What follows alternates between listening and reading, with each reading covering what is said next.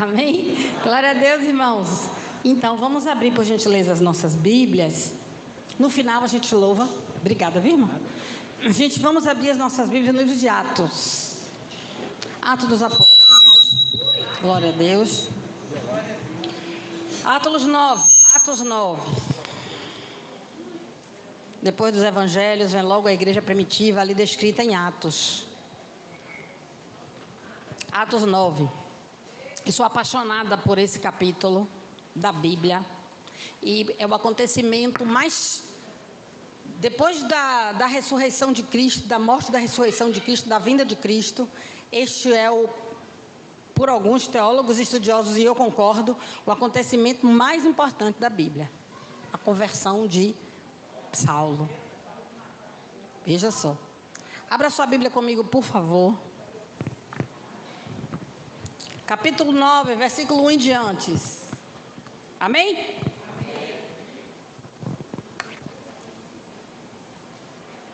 Enquanto isso, Saulo ainda respirava ameaças de morte contra os discípulos do Senhor. Dirigindo-se ao sumo sacerdote, pediu-lhes cartas para as sinagogas de Damasco, de maneira que, caso encontrasse ali homens ou mulheres que pertencessem ao caminho, pudesse levá-los presos para Jerusalém. Em sua viagem, quando se aproximava de Damasco, de repente brilhou ao seu redor uma luz vinda do céu. Diga, do céu. Ele caiu por terra e ouviu uma voz que lhe dizia: Saulo, Saulo, por que me persegue? Saulo perguntou: quem és tu, Senhor? Ele respondeu: eu sou Jesus, a quem você persegue. Levante-se, entre na cidade e alguém dirá o que você deve fazer. Vamos por enquanto ficar por aqui, né? Senhor, essa é a tua palavra, ela é viva, ela é poderosa, ela é eficaz, ela não volta vazia. Que a tua palavra fale tremendamente aos nossos corações, que possa nos transformar, que possa fazer algo de novo, trazendo vida, trazendo poder, trazendo autoridade, trazendo santidade, trazendo alinhamento, Senhor, em nome de Jesus, porque a tua palavra é poderosa. Na unção do teu Espírito, nós pedimos a operação tremenda do teu poder sobre cada vida que aqui se encontra, em nome de Jesus, amém. Irmãos, eu quero falar um pouquinho sobre Saulo, né? Antes de nós entrarmos no texto propriamente dito, porque Saulo era um homem muito culto. Ele era mestre em matemática, em filosofia da religião. Ele era um homem que conhecia muito das leis judaicas, era um fariseu muito preparado, um religioso, um homem que defendia a sua religião, a sua fé de uma maneira veemente. Ele tinha muito prestígio ali no Sinédrio, aliás, com todos os judeus. Ele era reconhecido um homem que conhecia verdadeiramente as Escrituras. E ele estudou aos pés de Gamaliel, que era o grande mestre. Era o grande mestre. E ele aprendeu, ele foi ensinado, ele foi discípulo. Quando a Bíblia fala que estava aos pés, significa que era discípulo. Quando diz assim, Maria quedou-se aos pés de Jesus, significa que era discípula, que bebia, que aprendia, que recebia E ele estava ali aos pés de Gamaliel, e era um homem extremamente culto, falava muitas línguas, né? Ele falava latim, ele falava aramaico, ele falava hebraico, né, e aramaico, falava o grego koiné, e depois que ele se converteu e saiu fazendo missões, ele ainda aprendeu mais outros idiomas. Então era um homem extremamente culto, e ele tinha na cabeça dele, de forma muito clara, que Jesus Cristo era um impostor. E ele, para defender, porque ele era fariseu, né? Ele como fariseu legítimo, ele queria impedir que aquele impostor, Jesus Cristo de Nazaré, e a seita que ele chamava, a seita do caminho, e esse nome se originou porque os primeiros cristãos diziam que era o caminho para o céu, o caminho para a eternidade, o caminho para Deus, e ficou conhecido até pelos não cristãos como aqueles dos caminhos, né? Nós estamos no caminho para o céu. E ele era conhecido como um perseguidor da seita, segundo a visão dele, era uma seita, a seita do caminho.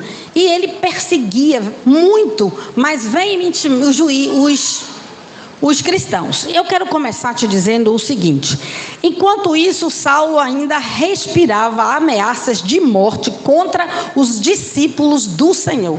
E, irmãos, atente para isso. Quando uma pessoa respira, a vida da pessoa está na respiração. Você respira por segundo, senão você morre, né? O seu viver, ele depende do seu respirar. Esse homem respirava, ele vivia, ele exalava. O oxigênio dele, o que trazia vida a ele, era ameaçar os cristãos.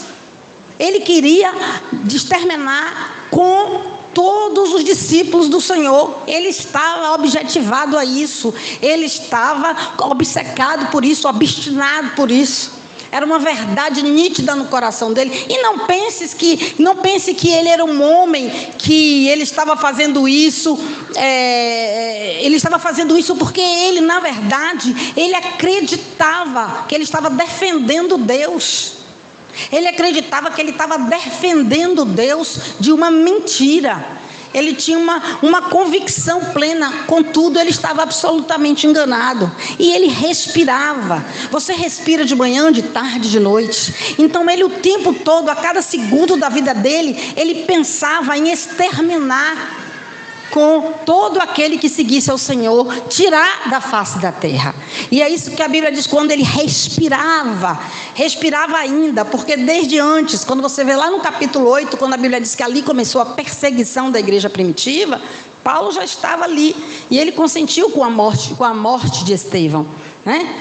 Há quem diga que aquele discurso que Estevão faz antes de morrer, toca o coração de Paulo, e que aquilo preparou Paulo para este encontro que ele teve com o Senhor ali no caminho para Damasco.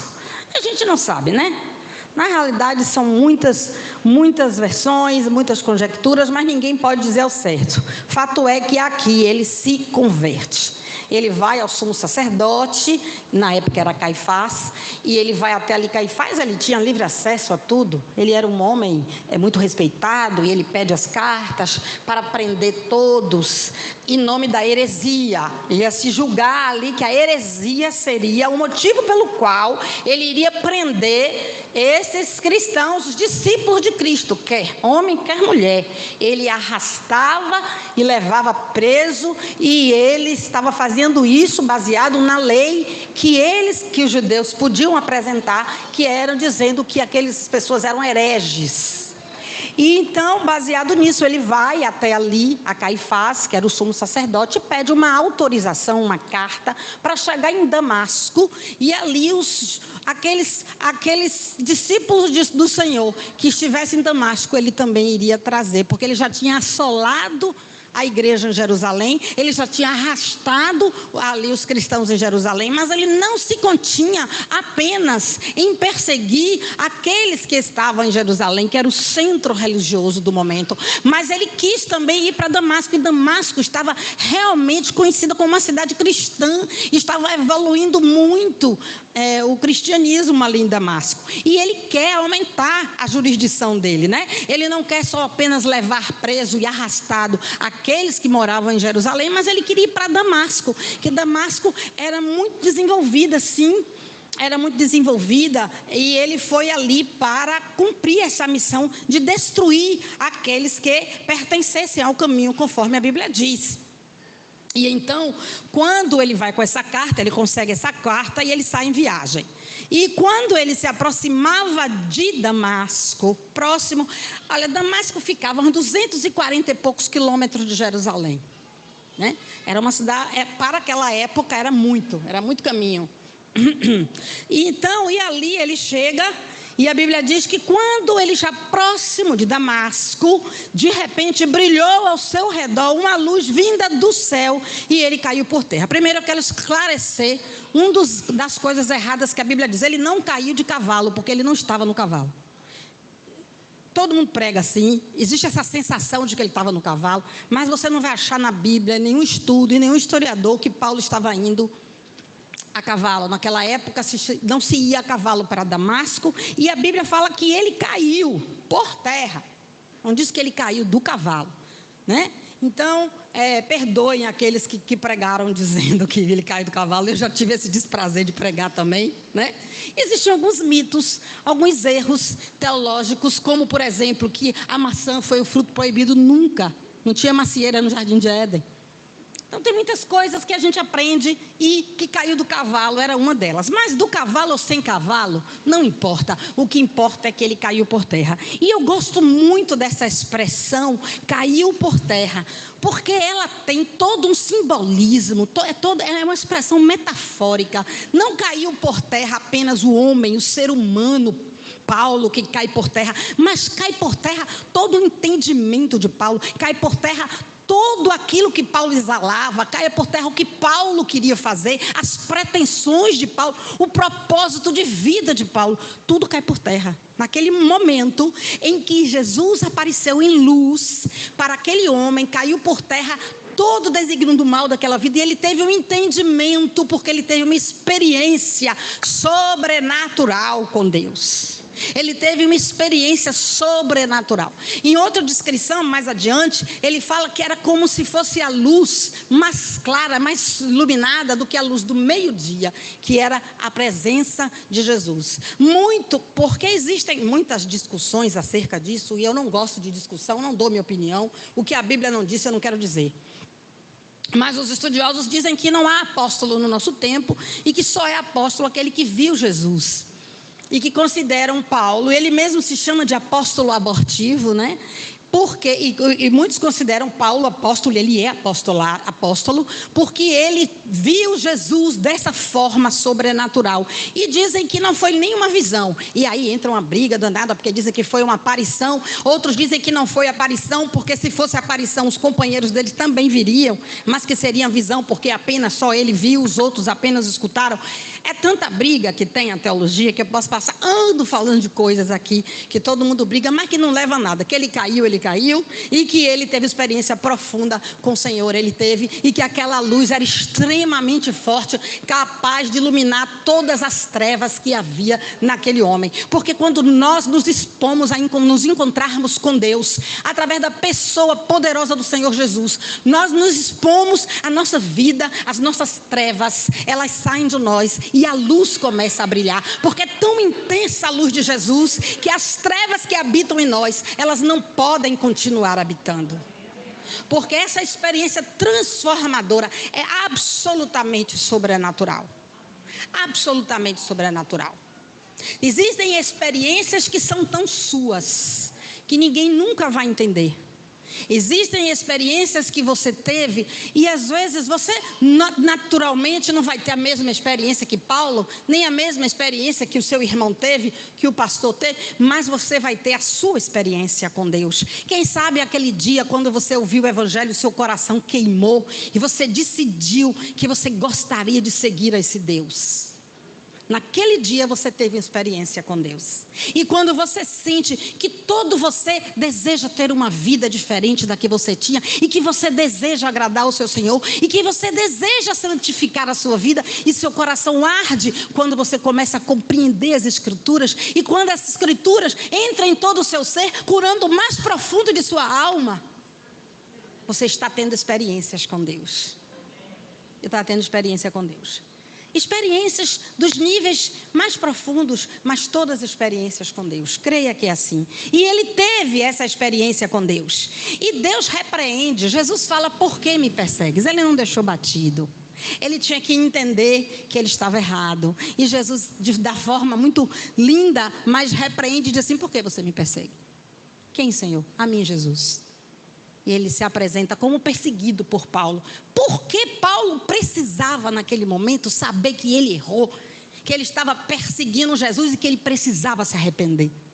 Ele precisava disso. Por isso que Jesus fala: não temos que ter medo de falar contra o pecado. Só tem uma forma do pecado ser exposto na vida do crente, e o crente possa abandonar esse pecado, é quando ele ouve que aquilo que ele faz é pecado. Fora disso, ele vai continuar iludido. Porque pecado não tem outro nome. Pecado é pecado. O pecado é tão forte que essa perseguição que se estabeleceu contra a vida dos cristãos, a perseguição que se estabeleceu contra a igreja primitiva, e eu falei no YouTube quarta-feira sobre algumas. Quem teve a oportunidade de ver? Eu acho que aqueles links todos é tudo de fora da igreja, né? Aí vai pessoal, Estados Unidos, Alemanha, tudo, mas aí Beck que é bom nada. Então, olha só, fica aqui a minha reivindicação. Então, irmãos, eu estudando sobre as perseguições do cristão ao longo da vida. Foram 10 perseguições que queimavam em valas. Nero, quando ele queimou Roma, e ali ele aproveitou aquilo para se inspirar, e ele disse que foi os cristãos foram mortos e perseguidos, e foram feitos seus corpos de tocha para iluminar o jardim de Nero. Muitas coisas loucas que se foram feitas nessas perseguições, e nunca acabou com a igreja. A igreja continuou crescendo. Sabe por quê? O que destrói a igreja não é coronavírus. O que destrói a igreja não é deputado. O que destrói a igreja não é governador. O que destrói a igreja não é perseguição. O que destrói a igreja é pecado. Você quer ver a igreja enfraquecer? É pecado. É o pecado. Quando o cristão fala, vou para o ministério de libertação, vou me libertar, você tem que se libertar. Mas a primeira coisa que o cristão tem que se libertar é do pecado, porque senão ele não vai ficar forte contra as astutas ciladas de Satanás, e vai precisar libertar todo dia. Porque ele tem que se libertar do pecado. E o que destrói a igreja é o pecado. O que acaba com a igreja é o pecado. O que tira a unção do crente é o pecado. O que tira a paz do crente é o pecado. O que tira a bênção do crente é o pecado. Então, quando se alegre, se regozijem, quando vos humilharem, quando vos caluniarem e fizerem todo o mal contra vós por minha causa, alegrai-vos, porque grande é o vosso galardão no céu. Perseguição não mata ninguém. Eu vou até repetir, já que ninguém assistiu lá no YouTube, onde eu falei claramente quarta-feira que o que está acontecendo não é obra do diabo. O que está acontecendo é o Deus estratégico de todos os tempos, que permitiu que essa igreja primitiva fosse perseguida. E quando ela foi perseguida, ela foi dispersa. E quando ela foi dispersa, o evangelho cresceu e se multiplicou. E hoje nós estamos vendo a palavra de Deus sendo multiplicada. Deus está usando a ferramenta dele. Deus está trazendo a igreja, para a igreja parar e pensar. A igreja estava ativista. A igreja estava religiosa, a igreja de Cristo estava se perdendo, e Deus vem para cá, está na hora de você estar comigo no quarto, fecha a porta do teu quarto, lá no secreto no teu quarto, fala comigo em oração e eu te recompensarei. Deus está querendo as pessoas que se encontrem com Ele. Tem pessoas que estão convertidas a denominações. Eu sou batista, eu sou da Bleia. Você é de Jesus, rapaz, desde maluquice, desde confusão. Você é de Jesus. Foi Ele que morreu por tu. Então, irmãos, eu quero dizer que quando Paulo estava tão imbuído em perseguir, a igreja só fez crescer.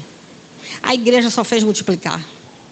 E hoje nós temos um coronavírus aí evangelista nas UTIs, fazendo o que nós não fizemos, que a igreja não fez. Pessoas que se convertendo por causa do coronavírus. E temos uma igreja. Quando acabar esse coronavírus, a igreja na face da terra cresceu. Porque o que Deus é capaz de fazer com as estratégias deles, o homem não entende. Então para de dar tanto poder ao diabo. O diabo inventou o coronavírus. Que nada, o diabo é nada. Que diabo inventou nada? O diabo tem poder de fazer esse rebuliço na humanidade inteira? Deus está preparando alguma coisa. Deus está preparando alguma coisa. Deus está preparando um povo. Deus está levantando um povo. Deus está assumindo um povo. Deus está santificando um povo. Deus está peneirando um povo. Está levantando um remanescente dentro de um povo. E Deus vai vir. E depois não sei o que Deus vai fazer. Pode até ser uma perseguição. Pode ser um grande avivamento. Eu não sei. Fato é que Deus está fazendo alguma coisa. E o diabo não tem nada a ver com isso. Porque o diabo trabalha para Deus. Você não pode ver sua vida achando que tudo é o diabo, senão você não vai para lugar nenhum. Cadê Deus nessa história toda? Cadê Deus? Deus ia permitir que a humanidade toda ficasse nas mãos de Satanás, morrendo todo mundo por causa de um vírus. É o diabo. O crente está tão acostumado a botar a culpa no diabo, ele faz assim, ele ouve lá do inferno, não fiz nada. Estou levando a fama. Faz nada às vezes. Às vezes você faz e diz que é o diabo.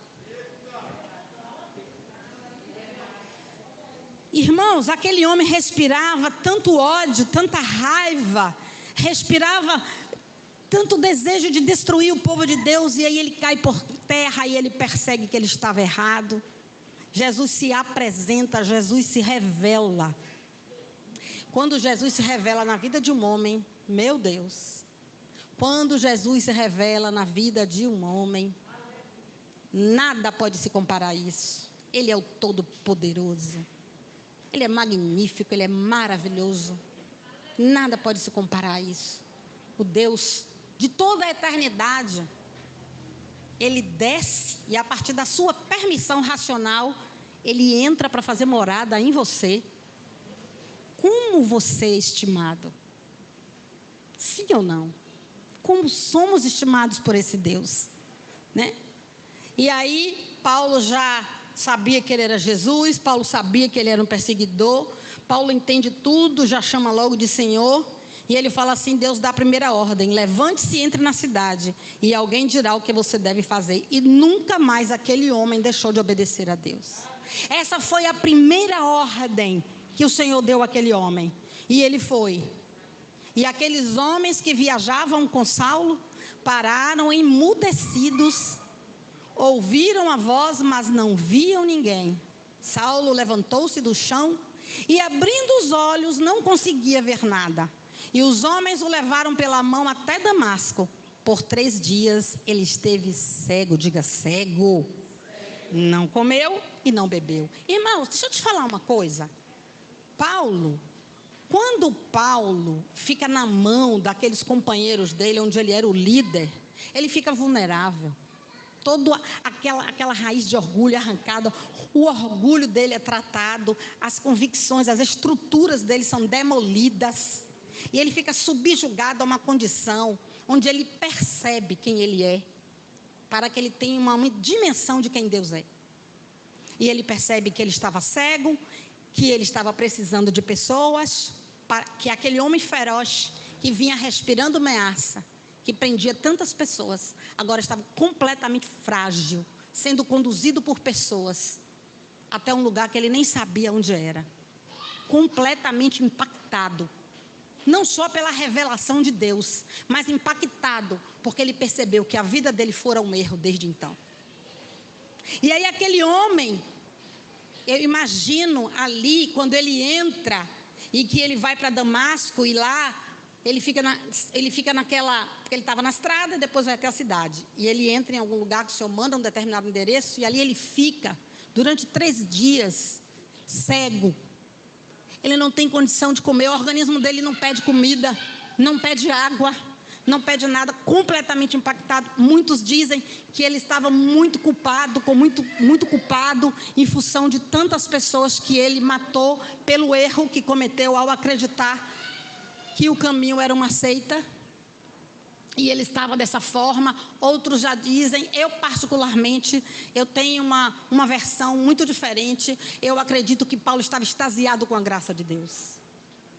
Eu acredito que Paulo nunca sentiu aquilo que ele estava sentindo, cego como for. Ele estava sentindo a presença de Deus de uma forma sobrenatural, intensa, completamente intensa. E ele sabia que ele precisava desse Deus. Acabou, sabe, todo o ego, toda a autossuficiência, todo o poder humano. Acabou.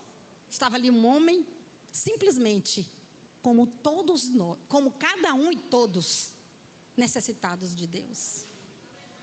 E ele pôde admitir isso naquele instante. E ali começa a grande transformação. Uma transformação tremenda. Um homem perseguidor implacável, depois se transforma, e num espaço de 3 dias, em um defensor desse mesmo povo a quem ele perseguia, encerrava e consentia com a morte. Só o sobrenatural para ter uma capacidade dessa, porque não é um convencimento, é uma transformação. Não é um convencimento, é uma transformação, porque Jesus é o único que transforma a água em vinho. E sabe o que significa dizer? Que ele transforma a substância, a essência das coisas.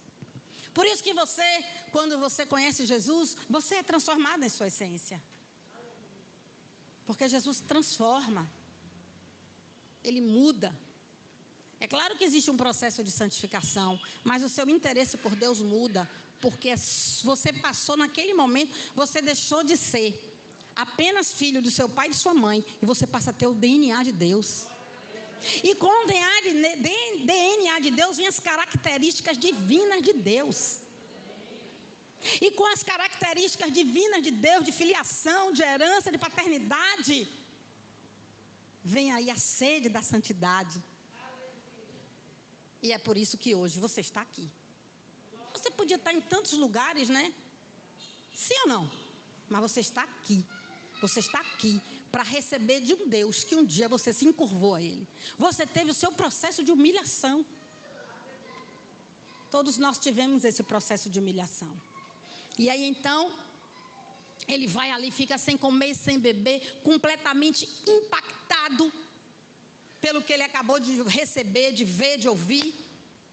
E de repente, e uma visão muito espiritual, porque com os olhos carnais ele não via. Mas é interessante que a Bíblia diz que havia um discípulo chamado Ananias, que o Senhor chamou numa visão. Tudo no sobrenatural, né? Deus trabalha com Paulo no sobrenatural, trabalha com Ananias no sobrenatural, e fala para Ananias assim. O Senhor diz a Ananias lá no versículo 11: vá à casa de Judas, na rua chamada direita, e pergunte por um homem de Tarso chamado Saulo. Ele está orando. Rapaz, ele estava orando. Ele estava orando. Eu acho tão fantástico isso.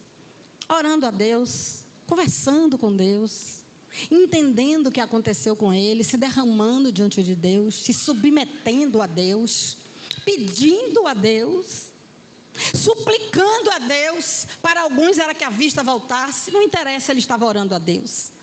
O super Paulo estava orando a Deus. E numa visão, ele viu um homem chamado Ananias chegar e impor-lhes a mão para que voltasse a ver. Então, Ananias teve uma visão indo a Paulo, e Paulo teve uma visão de Ananias chegando até ele. Ah, minha filha, mas esse Ananias aí tremeu nas bases. Senhor, não vou lá nada, tu é doido. Senhor, era aquele homem que matou os povos tudo. Senhor, vigia, Deus. Vou nada. E Deus fala: vai, Ananias, porque para mim é vaso escolhido para levar minha mensagem aos gentios, e eu lhes mostrarei o quanto importa sofrer em meu nome. Ananias teve uma crise de Jonas, né? Jonas, quando não quer ir para Nínive, não quer salvar Nínive, Jonas não quer, porque Nínive se perdeu no pecado. E ele teve experiência um tanto quanto parecida, porque Paulo era um homem perdido que assolava a igreja com a sua maldade, com a sua crueldade. E ele fala: esse homem, tem certeza, Senhor, que eu tenho que ir lá? Medo, talvez indignação, eu não sei. A crise dele não foi tão longa como a crise de Jonas. De imediato ele percebe, assim que Deus responde, ele se dispõe de imediato, e ele passa a ser o primeiro discipulador da vida de Paulo. Não era pastor, não era apóstolo, mas era um homem cheio do Espírito Santo. E foi comissionado por Deus, e ali ele foi o primeiro discipulador de Paulo. Grande homem, autor de 70% do Novo Testamento. Paulo que mudou a história da humanidade. Paulo só está abaixo de Jesus na minha concepção. Na minha concepção.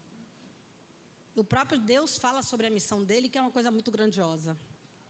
E aí, Ananias vai com essa missão. Ele é vaso escolhido. Ele é vaso escolhido. Quando Deus viu aquele Paulo matando todo mundo, ameaçando, jogando na prisão, votando para que morresse, levando para julgamento justo, para julgamento injusto, dedicando a vida dele por uma coisa que ele considerava que era verdade. Aí Deus falou: quero esse cabra do meu lado, que na hora que ele descobrir quem está a verdade, com esse temperamento, com essa intensidade, com essa força interior que ele tem, com essa determinação que ele tem, rapaz, esse homem vai ajudar na expansão do meu evangelho. E aí ele escolhe Paulo com temperamento colérico. Temperamento colérico. Aproveita tudo em Paulo, desde a grande sabedoria secular a todas as coisas de Paulo ele aproveita. Ele aproveita esse temperamento de Paulo, ele aproveita tudo isso e ele então escolhe Paulo, porque Deus que nos escolhe. Não foi vós que escolhestes a mim, mas fui eu quem escolhi a vós. E ele escolheu Paulo. Talvez o mais improvável, né? Um matador. E ele escolheu Paulo. Ele viu em Paulo que ninguém via. E ele resolve aparecer a Paulo de uma forma incontestável. Ele resolve aparecer a Paulo com uma luz tão imensa que Paulo não duvide. Para amortecer todo o ego, todo o poder humano, toda a raiva, tudo amortecido com a presença de Deus na vida dele. E ele fica ali nesses 3 dias de tratamento. O Espírito tratando. Ali, naqueles 3 dias de tratamento, de purificação, de oração, de jejum. Começou quando os músculos dele não aguentam ficar de pé. Na presença de Deus, ele cai por terra. Não conseguiu. A unção de Deus, a presença era tão forte que ele não conseguia se manter de pé. O homem estava desmoronando. As suas estruturas estavam sendo quebradas. E Deus estava criando ali, formando o embrião de um homem que iria fazer muito, muito. E que, graças a ele, milhares de pessoas e nações, inclusive nós, porque ele foi o primeiro a pregar para os gentios e lutou por isso, porque muitos apóstolos quiseram voltar atrás na proposta, inclusive Pedro, porque achava que só o judeu era digno do Salvador. E ele lutou por nós. Ele levou a mensagem aos gentios, ele foi o pioneiro. Um homem só. Olha o que você é capaz com Deus. Veja bem.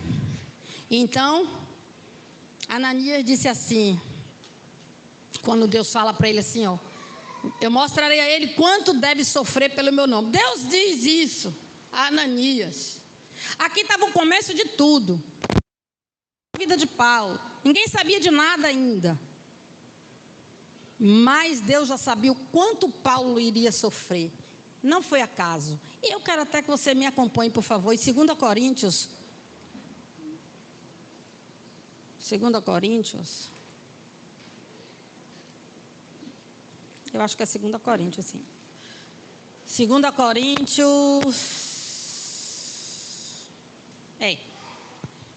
A 2 Coríntios, capítulo 11. No versículo 23b, eu vou ler para vocês. Trabalhei muito mais, fui encarcerado mais vezes, fui açoitado mais severamente, exposto à morte repetidas vezes, 5 vezes recebi dos judeus 39 açoites, porque existia uma lei que dizia que só é até 40, então para evitar que acontecesse algum deslize, se batia só a 39, tudo dependia muito da força de quem batia, muitos chegavam a morrer, mas não podia passar de 39 açoites. Ele recebeu 5 vezes 39 açoites, que eram feitos com cordas, aquelas mesmas que Cristo recebe ali em Roma, quando crucificado, com aquele couro. Muitos tinham ainda na pontinha metal, e ali eles recebiam. Paulo recebeu 13 em cada ombro e 13 no peito, formando 39 açoites no corpo. Quando era muito fraco, não se dava 39, se diminuía. Paulo não tinha força. Paulo era um homem relativamente fraco, mas não se respeitou isso. Bateram nele 5 vezes dessa forma.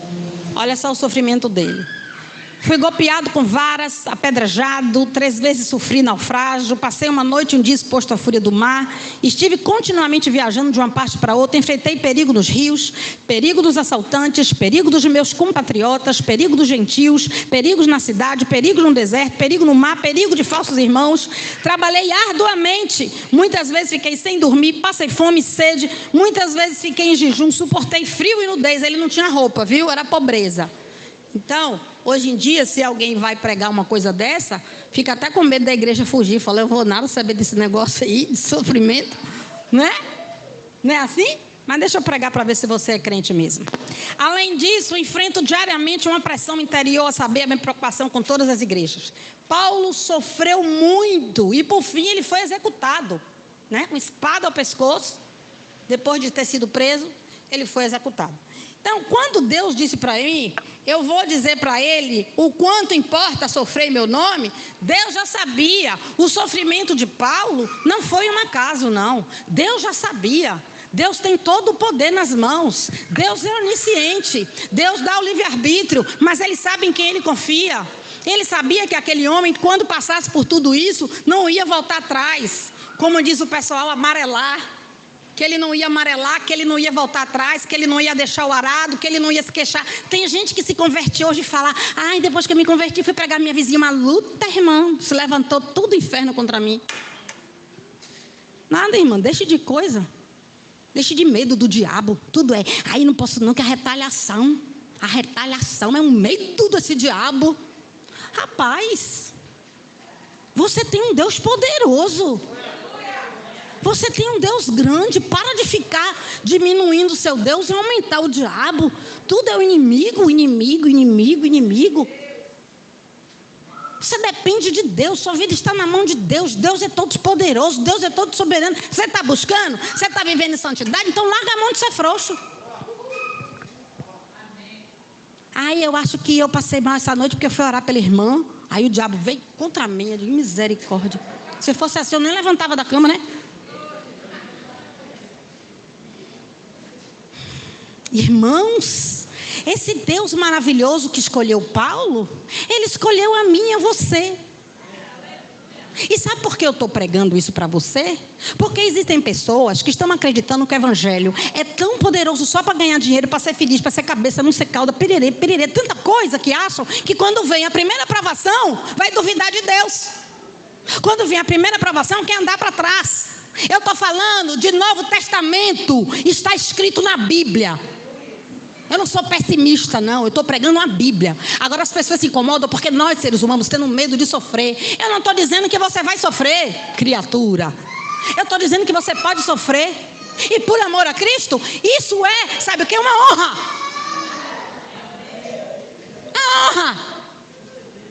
Você morrer por Cristo é honra. Sofrer por Cristo é uma honra. Eu estou cheia, envergonhada de uma geração de crentes que só fica fazendo campanha para ter carro, campanha para ter casa própria. É o tempo todo querendo tirar de Deus, sugar de Deus. Deus me dê, Deus me dê, Deus me dê.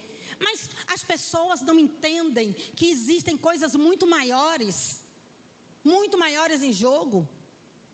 A eternidade de muitas pessoas. Quanto o poder de Deus é eficaz nas nossas vidas. O quanto nós somos blindados por Deus contra o diabo. O quanto nós somos fortes em Cristo. E as promessas deles vão se cumprir. Não estou fazendo apologia aqui à pobreza não, porque Deus tem me abençoado. E eu gosto. Mas não é isso a vida cristã. Não é isso a vida cristã. Eu não sei porque eu estou comovido esses tempos a pregar sobre isso. Para não criar um monte de crente medíocre, que fica querendo comprar Deus. Ah, quem tiver aqui, ó, quem está sentindo de Deus de dar 10 mil. Aí vem 10 pessoas, dá 10 mil. Agora eu estou sentindo que é 5 mil. Agora eu estou sentindo que é 4 mil. Que é isso? Palhaçada é essa? Que não tem isso na minha Bíblia.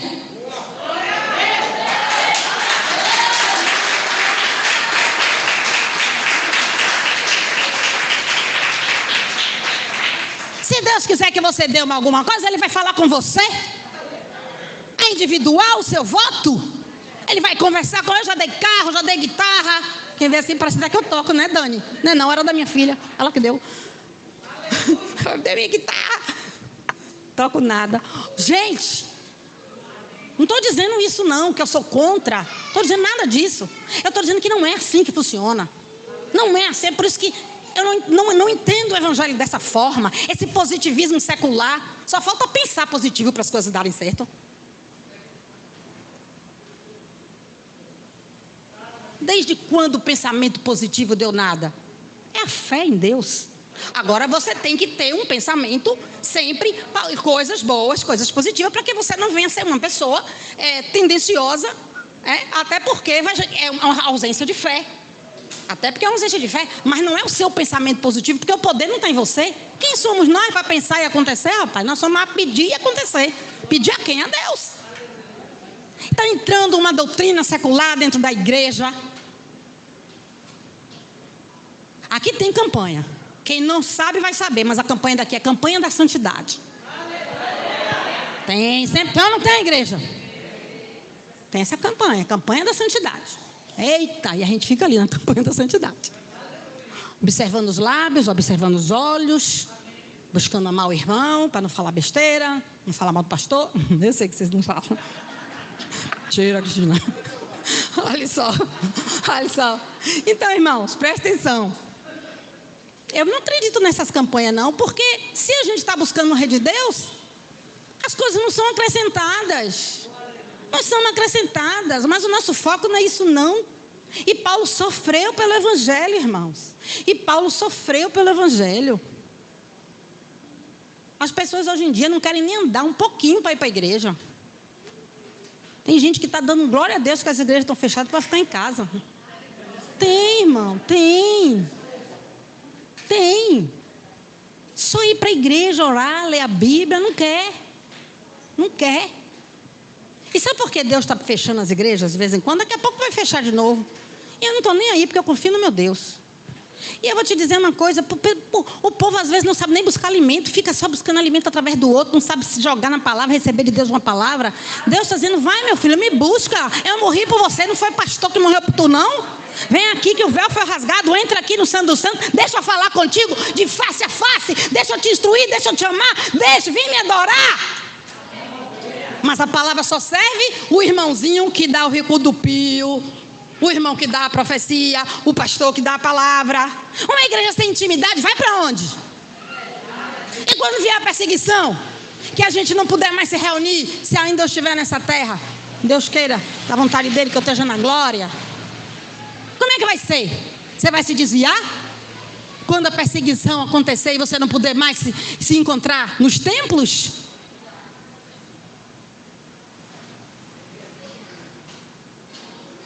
Que cristianismo é esse, irmãos? Frágil. Não suporta nenhum tipo de provação. Não suporta nenhuma dor. Não quer buscar dentro de casa, se fechar a igreja, o mundo se acabou. Aí o povo vai se desviar. Meu irmão, quem se desviou já estava desviado, só não sabia.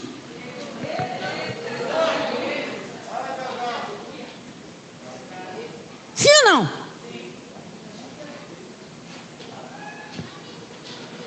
E quando Ananias chega ali, ele é curado. Ananias impõe as mãos, logo depois ele é batizado. E ele é curado, caem os seus olhos como se fossem escamas. Paulo passa a enxergar. E aí depois, irmãos, ele se caminha lá para a Arábia. Não fala claramente, mas existe uma cronologia que na Bíblia a gente encontra, que ele passa lá para o deserto na Arábia, fica algum tempo. Só depois é que ele vem para Jerusalém para fazer a obra. Porque Paulo ficou sendo tratado, porque Paulo foi desacreditado. Uns diziam que não acreditavam nele porque ele matava todo mundo, tinha crente que não acreditava nele, fugia dele. Por outro lado, os judeus religiosos, os fariseus, os saduceus, e tinha também pavor a ele, porque ele era um traidor que se converteu ao cristianismo. Paulo ficou só. Ele ficou em Damasco, ele congregou um tempo em Damasco, depois da conversão dele, porque Ananias foi apresentando ele para as pessoas acreditarem nele. Paulo foi muito desacreditado como apóstolo, como homem de Deus. Ele não tinha nenhuma honra. Agora você consegue imaginar este homem aqui, apóstolo Paulo, sem honra diante dos cristãos?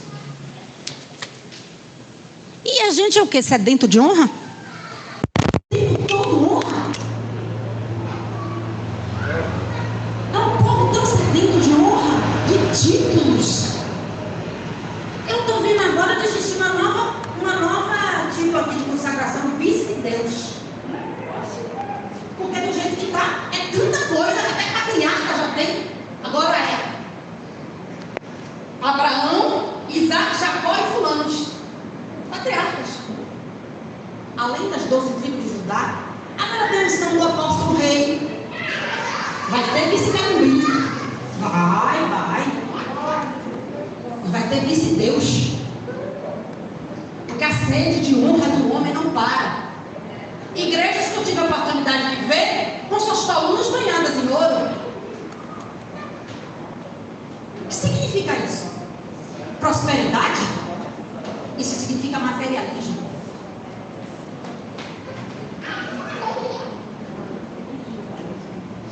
Um dia eu fui no congresso, todo felizinho. Me estirei todo. Cheguei naquele congresso, o rapaz seguinte: diante do almoço, você vai pegar esse dinheiro do almoço e vai ofertar e vai ficar com fome. Ninguém vai ter comunidade, gente. Pelo amor de Deus, o que é isso? Aí acabou a mulher, não entrou mais nada, a carne fechou. Eu digo: não recebo mais nada. Fiquei no caderno: não recebo mais, eu sou. Não recebo mais nada. Não teve mais que descesse ali. Porque evangelho não se negocia. Evangelho é cruz. Lembre-se a si mesmo, se quiser seguir a Jesus. Que história é só abençoado quem tem dinheiro? Só abençoado quem tem curso superior? Que eu vejo que gente que diz assim: ó, para você ser meu discípulo tem que ter carro, e tem que ter curso superior, e tem que ganhar bem. Porque a pobreza não é de Deus. Que evangelho é esse, irmão? Que evangelho é esse? É por isso que Deus está fechando tudo. Está fechando tudo. Muito falso apóstolo. Muito maluco, doido. Se autorrando. Se autorrando. Querendo ser igual a Abraão. Pai apóstolo. Hoje eu estou me seguro. Meu pastor, olha por mim.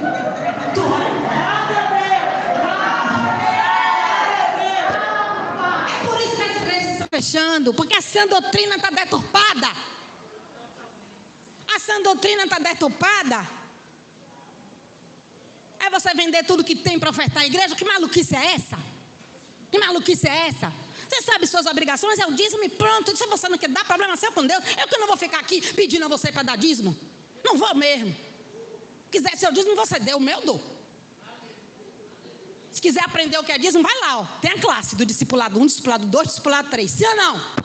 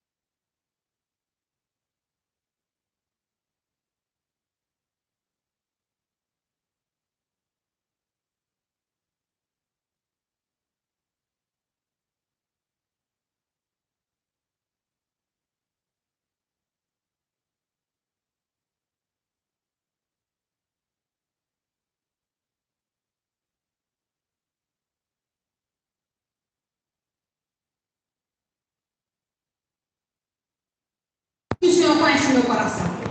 Não é demagogia. O Senhor conhece meu coração. A igreja dividiu de tal igreja porque um era patrono e o outro que disse o outro que era o patriarca, não, o patriarca era eu. Que é isso, minha gente? Tá doido? Onde vai parar esse evangelho? Você quer ser crente? Engula isso.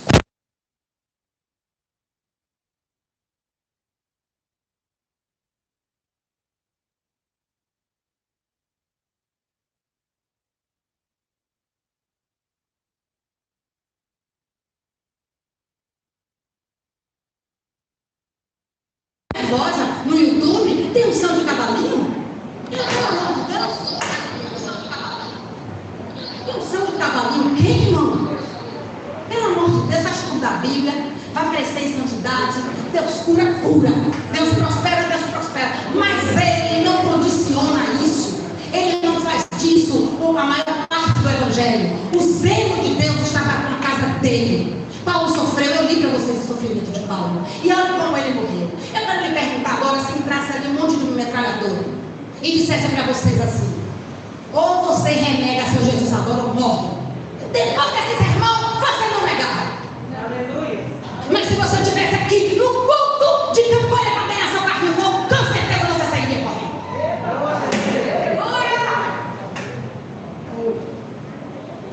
Entende? Eu vou terminar com uma ilustração.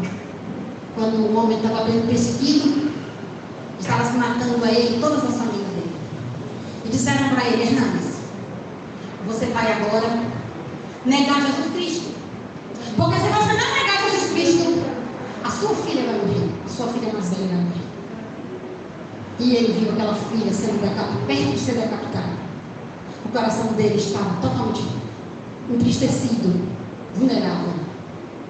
E ele fala assim: estou seguindo a Jesus Cristo, esse caminho eu não desisto. Estou seguindo a Jesus Cristo, atrás não volto, não volto. Não vai pegar uma filha dele menor, a cara dele, fofa. Hernandes, de matar sua filha, renega Jesus. As lágrimas desceram. Ele olhou para o capataz e disse: estou seguindo a Jesus Cristo, esse caminho eu não desisto. Estou seguindo a Jesus Cristo, atrás não volto, não volto. Não. Aí ele pegou a mulher companheira de tanto tempo, como ele amava aquela mulher. E quando ele colocou a guilhotina para matar a esposa dele, ele fraquejou. E ele ia negar Jesus. E ela gritou: não, Hernandes, ainda hoje estaremos todos juntos na glória. E ele falou: estou seguindo a Jesus Cristo, esse caminho eu não desisto. Estou seguindo a Jesus Cristo, atrás não volto, não volto. E agora que você sabe que não tem carro zero ali esperando, que não tem casa bonita, que não tem casa na praia, que não tem roupa nova de grife, que não tem dinheiro no banco, eu lhe pergunto: você quer seguir a Jesus Cristo? E agora que você sabe que você pode sofrer pelo Evangelho, você quer seguir a Jesus Cristo? E se depois desse coronavírus, de repente, é declarada uma grande perseguição contra nós cristãos, você vai continuar seguindo a Jesus Cristo? Então fique de pé e cante comigo. Aleluia. Estou seguindo a Jesus Cristo. Estou seguindo a Jesus Cristo. Estou seguindo a Jesus Cristo.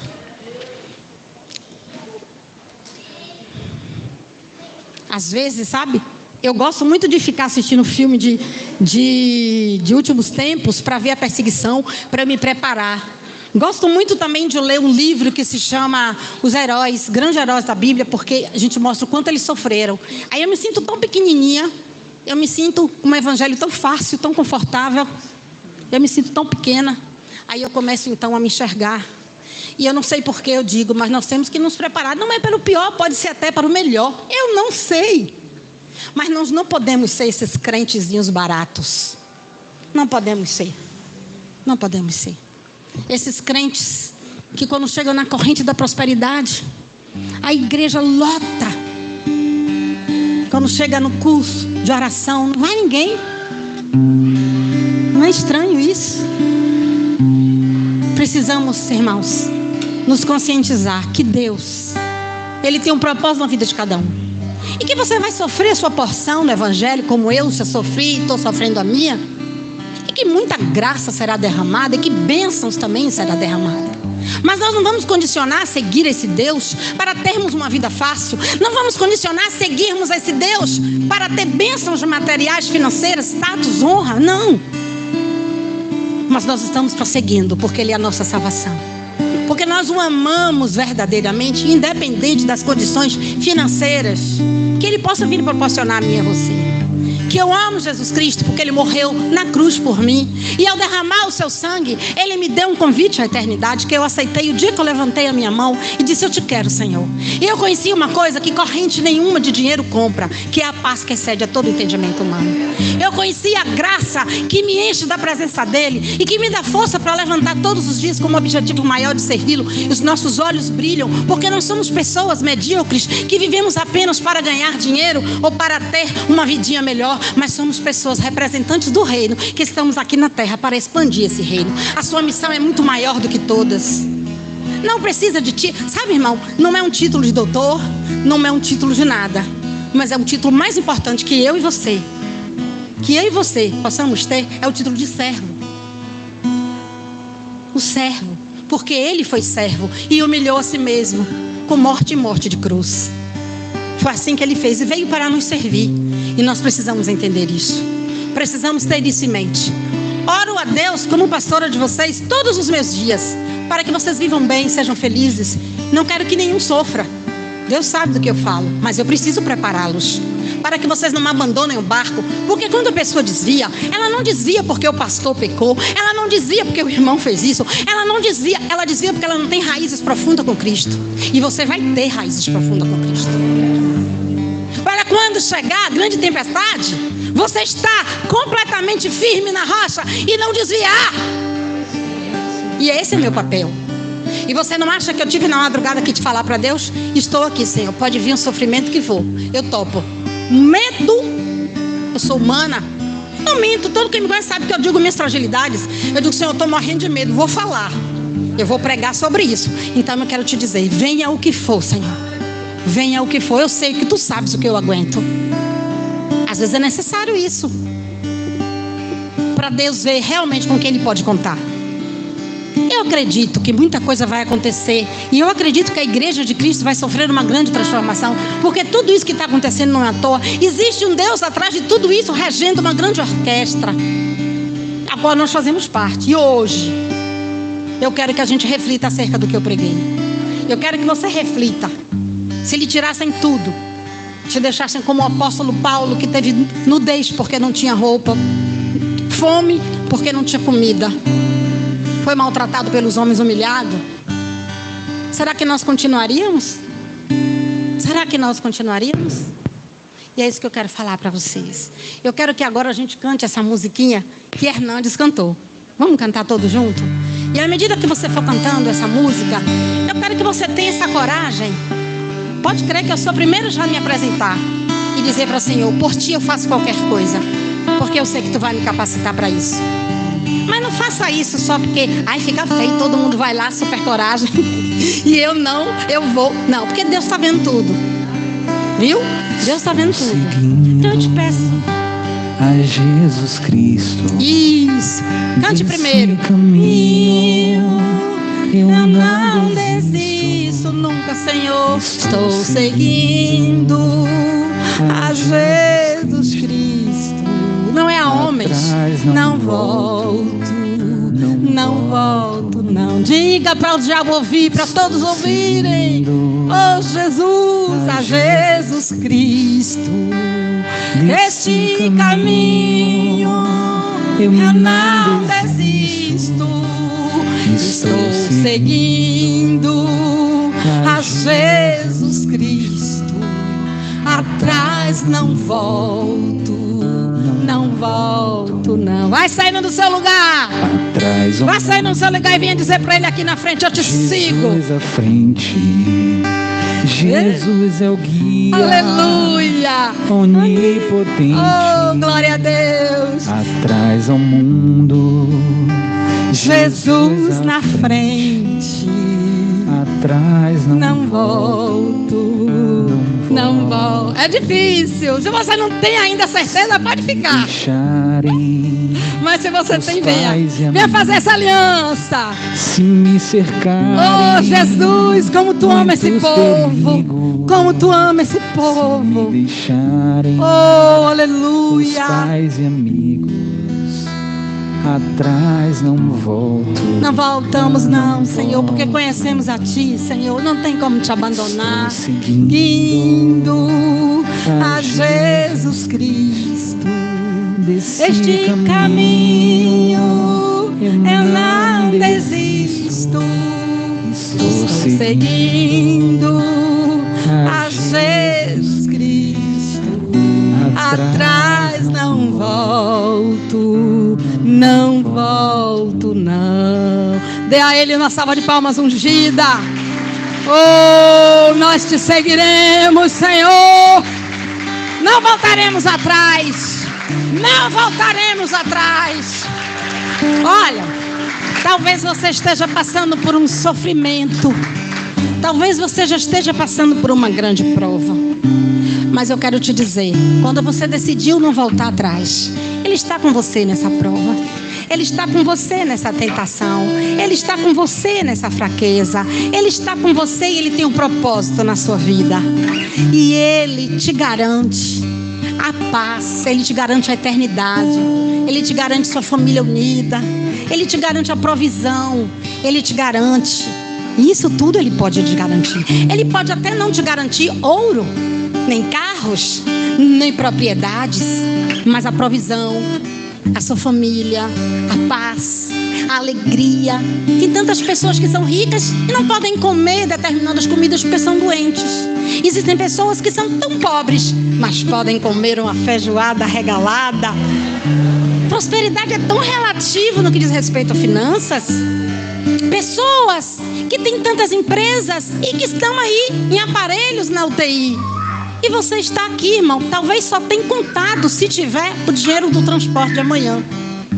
Mas você tem Jesus. Você tem Jesus. Você tem Jesus. Nós vamos agora... Coloque sua mão no coração. Eu quero selar esse momento. O pastor vai orar, mas antes eu quero introduzir como oração, apresentando esses corações. Corações, e eu sei, Deus, o quanto é difícil você se colocar à mercê do sofrimento e fazer isso de todo o coração. Eu sei, Deus, o quanto é necessário. E sei que tu está lendo cada coração aqui.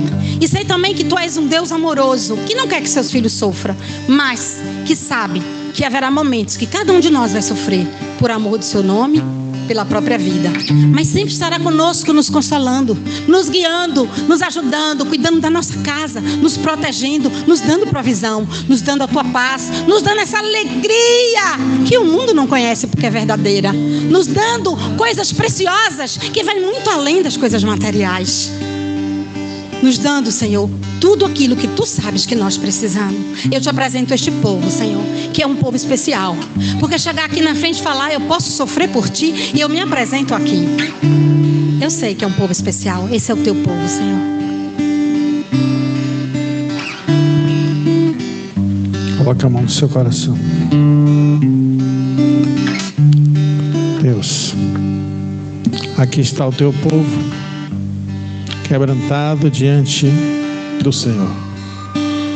Aqui estão os Paulos do Senhor, que talvez muitos eram Saulos, foram transformados em Paulos. Deus, aqueles que deram um passo à frente, aqueles que ainda não deram passo à frente, mas estão com o coração contrito no Senhor, que o Senhor possa quebrantar agora, Pai. Que possamos viver o evangelho vivo, verdadeiro de Cristo. Não um evangelho de mentiras, de ilusões, de provisões mentirosas. Não o evangelho da teologia da prosperidade, mas o evangelho vivo, verdadeiro, aquele que Paulo sofreu por amor a Jesus. Que possamos ser fiéis a Ti em todo tempo, em todo lugar, em qualquer lugar, sobre todas as coisas.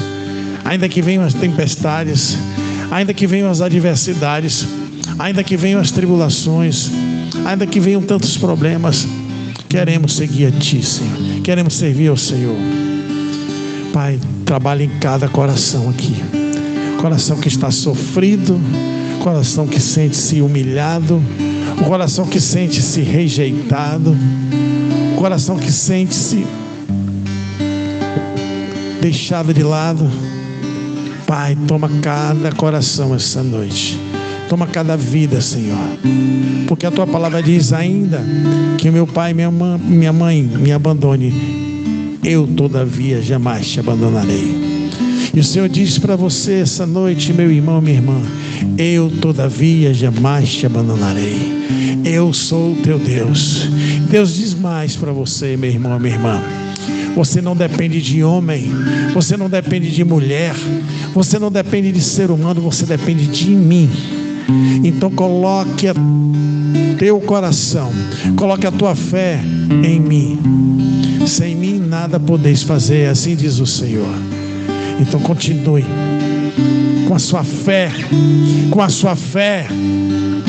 voltada para Jesus Cristo, porque Ele é Deus.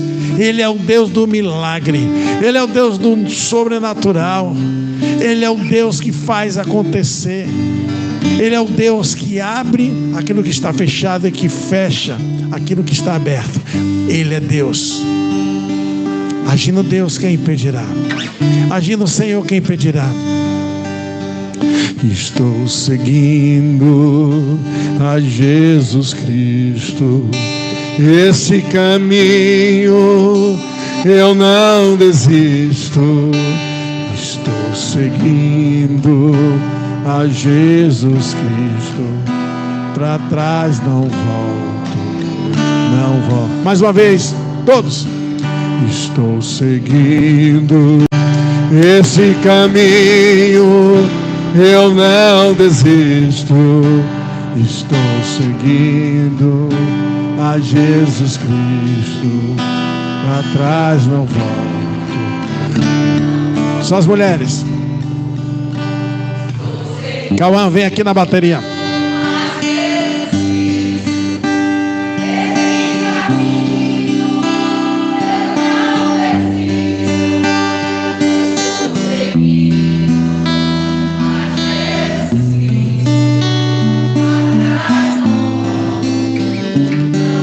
Mais uma vez as mulheres.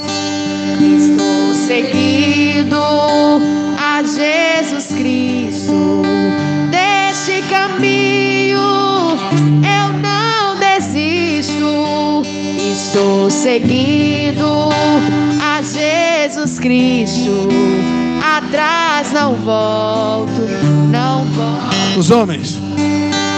Estou seguindo a Jesus Cristo, esse caminho eu não desisto. Estou seguindo a Jesus Cristo, atrás não volto. A Jesus Cristo, atrás não volto. Todos agora com palmas.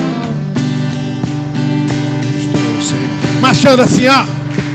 Marchando. Esse caminho. Marche, marche, marche, marche. Você faz parte do exército de Deus. Você é um guerreiro, você é uma guerreira. Você é um guerreiro, você é uma guerreira. Amém. Estou seguindo a Jesus Cristo, esse caminho eu não desisto. Matias, vem cá. Atrás não volto. Você vai cantar agora em espanhol. Estoy siguiendo a Jesucristo. Estoy siguiendo a Jesucristo. Atrás no vuelvo, nunca jamás. Seguindo a Jesus Cristo, esse caminho eu não desisto. Jesus Cristo, atrás não volto. Não volto, não volto mais. Mais uma vez. Estou seguindo a Jesus Cristo, esse caminho não desisto. Estou seguindo a Jesus Cristo. Atrás não volto mais. Aleluia! Oh, glória!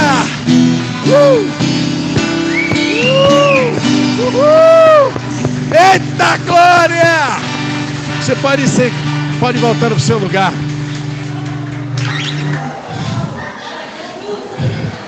Atrás você não vai voltar mais. O diabo não tem poder sobre a sua vida, porque você é de Jesus. Você é de Jesus. Eu quero a sua atenção agora. Já estamos finalizando. Quer dar um testemunho? Vem cá, irmão. Deus está fazendo algo diferente aqui neste lugar. Tem outro microfone aí? Liberado para ela, por favor. Para edificar a sua fé. Vem mais para cá, aqui, ó. A paz, meus amados e minhas amadas. Quando a pastora Cris perguntou se tinha assistido aquela palavra, né, da quarta-feira, eu estava assim meio alergia, e Marcelo, meu marido, você não assistiu? Que chamei a atenção dele. E aí mas foi tão tremendo que depois eu resolvi. Deus mandou eu pregar, porque nós temos uma sala de oração que começou por causa de uma amiga que estava com Covid, internada muito mal. Hoje ela está curada, está em casa. E nasceu essa sala de oração que o nome é Caminho ou Estrada da Fé. E é por causa do Ministério Zoe, que tem a música Salmo 91, né? E uma música Estrada da Fé. E aí o Senhor me mexeu, porque além de eu assistir, é como se eu participo quando eu estou. Eu não fico alheia, eu anoto, eu vou recebendo. E aí eu entrei na Sala da Fé. Não era meu dia de fazer a ministração, mas foi tão lindo, porque foi assim, combinando com a palavra. E aí eu pedi e dei a palavra. E foi justamente isso. Falei dos medos, do fantasma, que a Covid ela veio para transformar, para modificar a nossa vida, e não para... Foi o diabo, exatamente como você pregou. E nós ganhamos uma vida de uma jovem que a mãe também está internada, e nós ganhamos essa vida. E nós já ganhamos 3 vidas nesse grupo. E eu estava aqui com meu coração pegando fogo quando a pastora falou, não combinamos nada, ela não sabia de nada. E eu ia pedir a vocês, clamar, pedir com amor, entre na rede da igreja. A rede da igreja está perdendo espaço, porque quanto mais vocês vão lá, vocês assistem e vocês se comunicam, você escreve alguma coisa, uma bênção, aquilo que você sentiu, oh, glória a Deus, bate palminha, eles vão trazendo mais pessoas, eles vão informando outras pessoas para assistirem.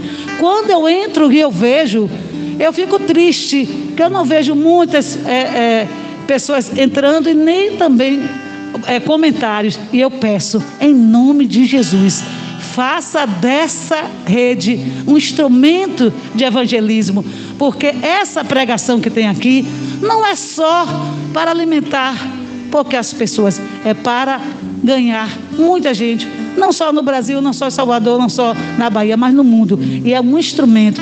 E vocês, eu convoco vocês com amor, venha para a rede da igreja e vamos fazer o inimigo perder espaço. É isso, muito obrigada. Boa noite. Aleluia. Amém. Para finalizar, pode continuar confundindo.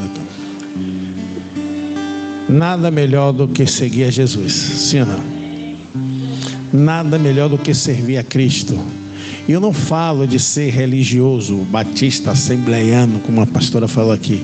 Eu falo de seguir a Jesus Cristo. Porque eu te digo, meu irmão, minha irmã, você que está aqui hoje,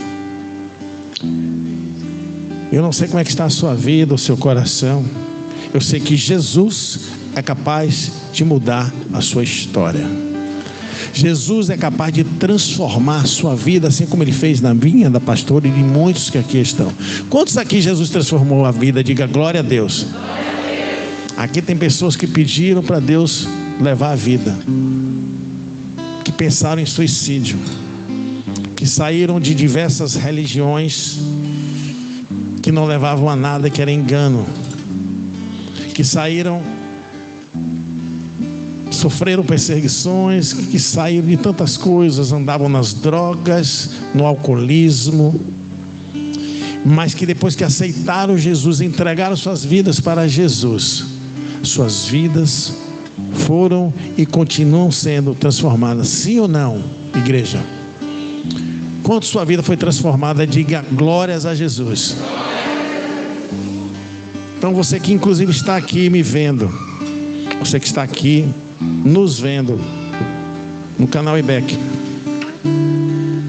de repente sua vida está de um jeito que você nunca gostou de que acontecesse na sua vida, que fosse. De repente você diz que sua vida não tem mais jeito. Eu quero te dizer, tem jeito sim. De repente você sente um vazio muito grande no seu coração. Eu digo que o tamanho desse vazio no seu coração é o tamanho de Jesus no seu coração. É Ele que quer entrar. Mas Jesus Cristo, Ele é educado. Ele não invade a sua vida. Quem invade a vida é o diabo e seus agentes, que ele entra de qualquer jeito, entra pelo teto, entra por baixo, por dentro, por tudo quanto é lugar. Mas Jesus, como Ele é educado, mas quer entrar na sua vida, Ele disse: eis que estou à porta e bato. Se alguém ouvir a minha voz e abrir a porta, eu cearei com ele e ele comigo. Essa porta que Jesus se refere é a porta do seu coração. Não para ser um religioso, mas seguir e servir a Jesus. E quando você abre a porta, Jesus, Ele vai cear com você. Jesus, Ele vai entrar na sua vida, no seu coração, fazer morada e levar a transformação, se você permitir que Ele o faça. E eu te digo mais, você que está nos vendo aí nesse canal agora, se você permitir que Jesus entre, se você confessar Jesus como Senhor e Salvador, Ele vai entrar. Se você permitir que Ele comece a transformar a sua vida, se você buscar o Evangelho e sua vida não for transformada, eu rasgo a minha Bíblia e deixo de ser crente, deixo de ser servo, porque eu creio no Deus vivo, no Jesus que eu vivo. Então você que está em casa também, e alguém aqui na igreja também, se quer entregar a sua vida para Jesus, não para ser religioso, conforme eu falei, mas para seguir a Cristo. Se você quer uma vida transformada, levante sua mão nessa hora em nome de Jesus. Você quer que mudança de vida, mudança de história, mudança de atitude, transformação. Tem alguém aqui nessa hora que deseja entregar a sua vida para Jesus? Tem alguém em casa que deseja entregar sua vida para Jesus? Eu vou orar por quem está em casa. Eu quero que a igreja interceda. Você vai repetir comigo, você que está em casa nos vendo aqui agora. Diga: Senhor Jesus, nesta hora eu entrego a minha vida totalmente ao Senhor e te recebo como meu Senhor e único Salvador. Eu quebro agora, eu desfaço agora todo pacto, toda aliança que fiz com o inimigo, consciente ou inconsciente, em nome de Jesus, e faço hoje uma nova aliança contigo. Jesus, escreva o meu nome no livro da vida e nunca mais retire, em nome de Jesus. Me dê um aplauso ao Senhor por essa vida que está em casa, está no trabalho e que entregou a vida para Jesus. Amém? Se coloque de pé nessa hora. Amém. Glória a Deus. Que o Senhor te abençoe e te guarde, seu rosto se faça resplandecer em ti e tenha misericórdia de ti. Que o Senhor levante seu rosto sobre ti e te dê paz. Que as bênçãos do Senhor e suas doces consolações venham sobre a sua vida, a sua casa, a sua saúde, os seus negócios, suas finanças, e que em 8 dias os milagres e o sobrenatural de Deus façam parte da sua história. O povo de Deus diz amém, amém. Dê aplauso ao Senhor. Glória a Deus.